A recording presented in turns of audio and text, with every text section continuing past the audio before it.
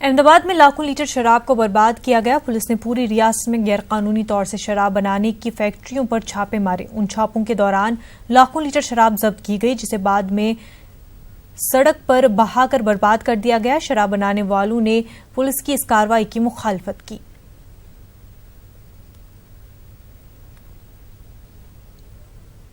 Robert Vadra को अदालत से राहत मिल गई है। रॉबर्ट वाड्रा ने इलाज के लिए मुल्क से बाहर जाने की इजाजत मांगी थी।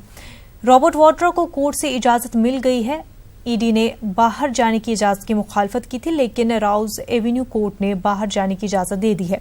अदालत ने शर्त लगाई है कि वाड्रा को 25 लाख की बैंक गारंटी देनी होगी और जहां कयाम करेंगे उसका पता अदालत को देना होगा।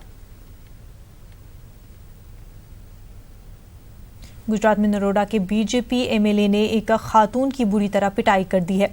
एमएलए बलराम थावंडी के हाथों पिटाई का वीडियो वायरल हुआ है। यह खातून पानी का कनेक्शन काट दिए जाने के खिलाफ एहतजाज करने एमएलए के ऑफिस पहुंची थी, लेकिन एमएलए ने उसे बुरी तरह पीट दिया।